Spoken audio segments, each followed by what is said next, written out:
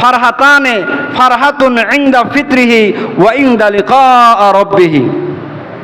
এবং রোজাদারের জন্য দুটি আনন্দের কথাও বলেছেন আল্লাহ পাক রব্বুল আলামিন। এখানে হাদিসে কুদসিতে বলেছেন এই কথাটা যে রোজাদারের জন্য দুটি আনন্দের সংবাদ। একটা হলো ইনদা ফিতরিহি, যখন সে ইফতার করে সেই মুহূর্তে। আরেকটা হলো ইফতারের যে মুহূর্তে, এটা হলো দুনিয়াতে। ওয়া ইনদা লিকা রাব্বিহি, আরেকটা আনন্দের বিষয় হলো কিয়ামতের ময়দানে যখন বান্দা তার রবের সঙ্গে সাক্ষাৎ করবেন, ওটা হলো পরকালের আনন্দ। আর দুনিয়ার যে আনন্দ সেটা হলো ইনদা ফিতরিহি, তথা ইফতারের সময় সেই মুহূর্তে বান্দার দোয়া কবুল হয়। এবং ইফতারের সময় সবচেয়ে আনন্দ লাগে না? যারা রোজাদার তারা বলতে পারবো আনন্দ লাগে, কিন্তু যারা বেরোজাদার তারা কি বলতে পারবে? এবং ইনদা ফিতরিহি বলতে এটাও বোঝানো হয়েছে যে ঈদুল ফিতরের দিন, রমজানের শেষে ঈদুল ফিতরের দিন যখন আমরা ঈদগাহে যাই, আল্লাহর নবী বলেছেন যে লাইলাতুল কদরে তথা 21, 23, 25, 27, 29 এই বেজুর রাত্রিগুলোর মধ্যে যে কোনো এক রাত্রিতে কদর হতে পারে। আর এই কদরের রাত্রিতে জিবরাইল আলাইহিস সালামের নেতৃত্বে একদল ফেরেশতা দুনিয়ার নিকটতম আসমানে আসেন। আসার পরে আমরা মানুষের জন্য তারা ইস্তিগফার পাঠ করে, এমনকি ফেরেশতারা আল্লাহর কাছে সুপারিশ করে, রব্বুল আলামিন তোমার এই বান্দাদের রোজাগুলো কবুল করে নাও। রাতের গভীরে জাহান্নামের ভয়ে কাঁদতেছে, তোমার জান্নাতের আশায় তারা তোমার কাছে প্রার্থনা করতেছে, বিপদ আপদগুলো স্মরণ করে, গুনার কথা স্মরণ করে তোমার কাছে ক্ষমা চাইতেছে। রব্বুল আলামিন তাদেরকে তুমি মাফ করে দাও। রব্বানা ফাগফির লিল্লাযিনা তাবু, তোমার বান্দার মধ্যে যারা তওবা করতেছে তাদেরকে মাফ করে দাও।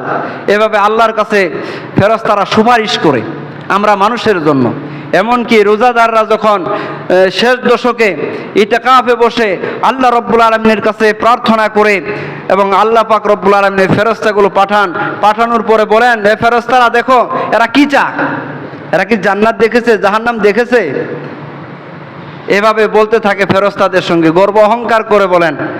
এবং আল্লাহ তাআলা বলেন রমজানের শেষ দিনগুলোতে যে একজন শ্রমিক কাজ করার পরে তার বিনিময়টা কেমন হওয়া উচিত।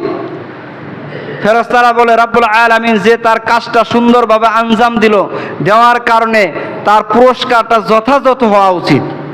তখন আল্লাহ তাআলা বলেন, আমার ইজ্জতের শপথ, আমার সম্মানের শপথ, আমার সত্তার শপথ, আমি আল্লাহ রব্বুল আলামিন তাদের সমস্ত গুনাহগুলো মাফ করে দিলাম। বলি সুবহানাল্লাহ। রাসূল সাল্লাল্লাহু আলাইহি সাল্লাম বলছেন, এমনকি যখন ঈদগাহে যাওয়া হয়, 2 রাকাত সালাত আদায় করা হয়, লিতুকাব্বিরুল্লাহ আলা মা হাদাকুম, আমরা আল্লাহ তাআলা যে আমাদেরকে এই দীর্ঘ 1 মাস সুন্দরভাবে সিয়াম সাধনা করালেন, এই সিয়াম সাধনাগুলো করার পরে শেষে আল্লাহর শুকরিয়া আদায়ের জন্য যখন ঈদগাহে যাওয়া হয়, যাওয়ার পরে আল্লাহ সুবহানাহু ওয়া তাআলা ফায়ুনাদি মুনাদি আসমান থেকে ঘোষণা করে বলেন, ওহে দুনিয়াবাসীরা, তোমরা যারা দীর্ঘ 1 মাস সিয়াম সাধনা করেছো তোমাদেরকে মাফ করে দেয়া হলো। কাদ গাফারতু লাকুম, তোমাদের সকলকে আমি মাফ করে দিলাম। ওয়া বাদদালতু সাইয়্যাতিকুম বিল হাসানা, এবং তোমাদের সমস্ত অপরাধগুলো আমি নেকি দ্বারা পরিবর্তন করে দিলাম। বলি সুবহানাল্লাহ। আল্লাহর নবী বলেছেন, মুসল্লিরা যখন ঈদগাহ থেকে বাড়িতে যায় মাগফুরান, নিষ্পাপ হয়ে বাড়িতে আসে। বলি সুবহানাল্লাহ।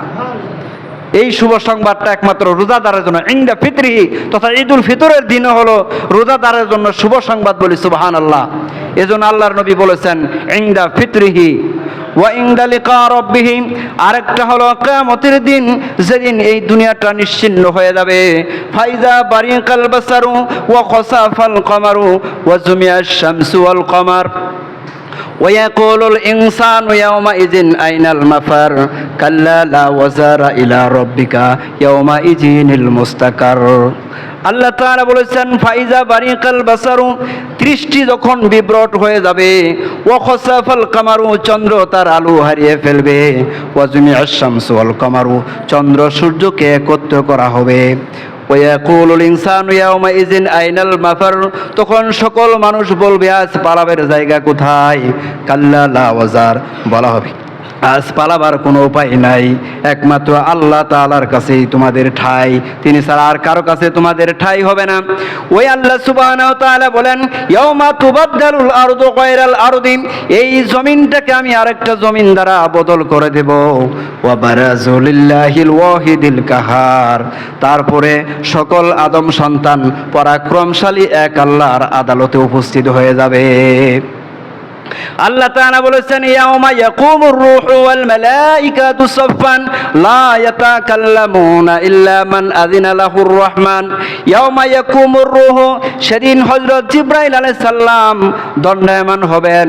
জিবরাইল আলাইহিস সালামকে এখানে আলাদাভাবে বলা হয়েছে, যেহেতু জিবরাইল আলাইহিস সালাম আপনার আমার কাছে যেই মহাগ্রন্থ আল কোরআনটা এসেছে, এই কোরআনুল কারীম বহন করেছিলেন, এজন্য জিবরাইল আলাইহিস সালামকে আল্লাহ তাআলা ফেরেশতাদের মধ্যে সবচেয়ে শ্রেষ্ঠ মর্যাদা দিয়েছেন এবং কাল কিয়ামতের ময়দানে তাকে আমানতদার হিসেবে, যেহেতু সেই কোরআনকে আমানত হিসেবে বহন করেছে, বহন করার কারণে কোরআনের সম্মানে তাকে মর্যাদা বৃদ্ধি করে দিয়ে কাল কিয়ামতের ময়দানে তাকে আলাদাভাবে একত্র করবেন।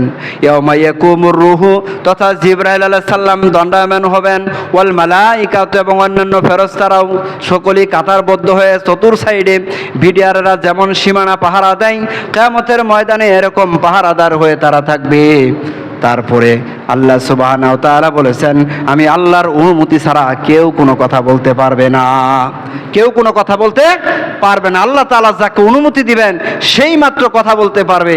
আর আল্লাহর নবী বলেছেন, আমি মুহাম্মদই সর্বপ্রথম কথা বলবো, বলি সুবহানাল্লাহ।